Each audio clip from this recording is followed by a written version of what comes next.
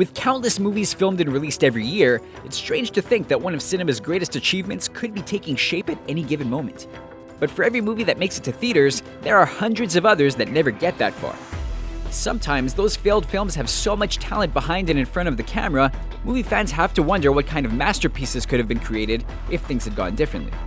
After you watch the video, make sure you let us know if we missed some in the comments below. Here are Screen Rant's 10 best movies never made. Darren Aronofsky's Batman, Year 1. When the Batman movie series became a laughingstock back in the late 90s, Warner Brothers knew they needed a reboot. But before Christopher Nolan was ever interviewed, the studio turned to an even more unlikely name, Darren Aronofsky, the mind behind the dark drug drama Requiem for a Dream. The director's plan was to adapt the origin story Batman Year 1, with the comic's original writer Frank Miller handling the script. His vision of Bruce Wayne made Nolan's Dark Knight trilogy seem like fantasy, with an orphan Bruce Wayne relying on acid and chemical bombs instead of high-tech gadgets, and a Batmobile built out of a Lincoln Continental. In the end, Aronofsky's R-rated ultra-violent story went too far, and he went on to make The Wrestler and Black Swan instead.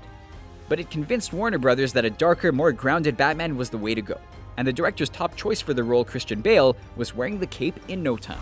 I'm Batman. Paul Verhoeven's Crusade. In the early 90s, no action star was more reliable than Arnold Schwarzenegger. So when the actor mentioned to director Paul Verhoeven that he was a history buff on the set of Total Recall, the director realized his dream of a brutal film set in the first Crusade could become a reality. With Arnold hot off of Terminator 2 and Verhoeven off of RoboCop, the production of Crusade moved ahead quickly. The film cast Arnold as a slave recruited into war, uncovering the uglier political side of the Crusades. It was a smarter film than most audiences would expect given its extreme violence. But the studio doubted the $100 million movie would be a hit and pulled the plug. Arnold got paid anyway, but his fans were robbed of what might have been one of his most iconic roles. Jodorowsky's Dune. Frank Herbert's epic space adventure was a best-selling novel, but the movie version remains one of Hollywood's worst duds. Oh, how things could have been different. Years before, director Alejandro Jodorowsky had tried to adapt the book to film, crafting one of the most ambitious movie productions of all time. Getting the likes of Orson Welles, Mick Jagger, and Salvador Dali on board was hard enough, but the director also had his own son spend 2 years training in martial arts to play the highly trained young hero. In the end, the studios got cold feet on his outlandish vision, but the assembled talent didn't disappear. Artist H.R. Giger stuck around to reshape Hollywood horror with Alien, a movie written by Dune's screenwriter. The recent documentary Jodorowsky's Dune revealed just how many sci-fi and fantasy films took inspiration, or entire scenes, right from the director's vision. George Miller's Justice League Mortal. DC Comics fans are set to receive a shared Justice League movie universe before long, but things would have been very, very different if Warner Brothers' previous plans had worked out. Before director George Miller shocked the world with Mad Max Fury Road, he was set to introduce a brand new take on the Justice League back in 2007, with special effects and costumes designed by the minds behind the Lord of the Rings trilogy. Casting Armie Hammer as Batman, Megan Gale as Wonder Woman, Common as Green Lantern, and Fury Road's own villain as the Martian Manhunter, the stars got as far as costume fittings before the Hollywood writer's strike brought the movie to a standstill. It never regained momentum, so the plan of seeing a young sci-fi fantasy Justice League hit theaters not long after Iron Man just wasn't meant to be. Sergio Leone's Leningrad. What would happen if the director who redefined westerns decided to tackle a World War II drama? We'll never know the answer. But after Sergio Leone made Clint Eastwood a household name, his shift into American cinema didn't go too well. After his American crime drama Once Upon a Time in America was heavily edited by the studio, Leone was determined to work with star Robert De Niro on an even bigger epic. Based on a real-life account of the 900-day siege of Leningrad in World War II, De Niro would play an American trapped in the city, with the $100 million film's opening shot one of the longest continuous scenes in history. Sadly, Leone would die of a heart attack just 2 days before he would have signed on to direct. Steven Spielberg's Night Skies. After Close Encounters of the Third Kind turned out to be a massive hit, the studio was begging for a sequel from director Steven Spielberg. But instead of friendly aliens, it was a darker story he had in mind. Based on actual events, Night Skies would have followed a family on a Kentucky farm terrorized by alien invaders. Realizing the story might be too dark for his tastes, Spielberg lined up the Texas Chainsaw Massacre's Tobe Hooper with the aliens designed by effects legend Rick Baker.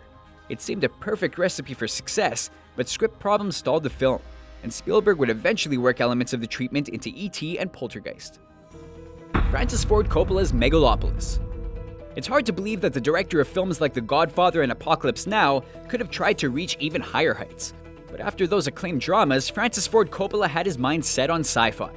Set in a future New York City, Megalopolis would follow an architect setting out to create a small-scale utopia, not unlike the ideas behind the similarly acclaimed BioShock series of video games. The director was so committed to his pet project, he helmed Dracula, Jack, and The Rainmaker just so the studio would fund his big-budget production. Megalopolis would have been a New York story at its core, but when the 9/11 attacks changed what that would mean for the foreseeable future, Coppola had no choice but to abandon the project.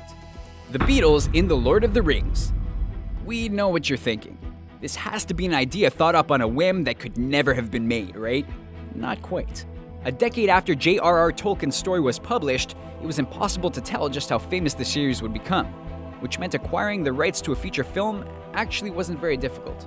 It just so happened that the Beatles were the hottest property in the world at the time, dominating the box office with Help, A Hard Day's Night, and Yellow Submarine.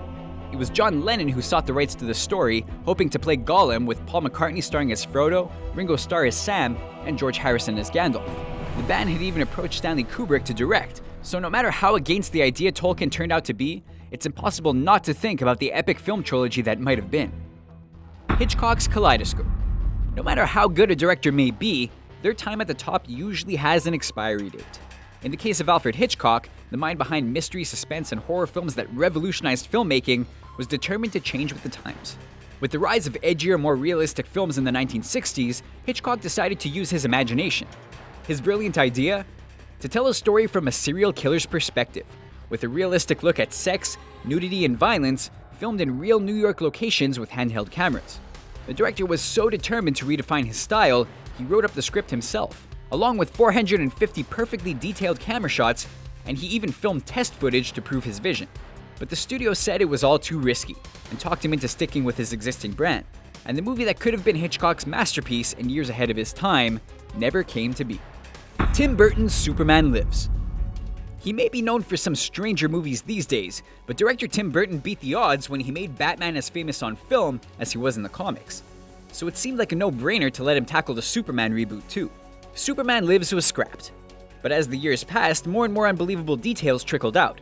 It was only when photos of Nicolas Cage wearing a supersuit appeared that fans realized the movie would have been one for the ages, no matter how it turned out.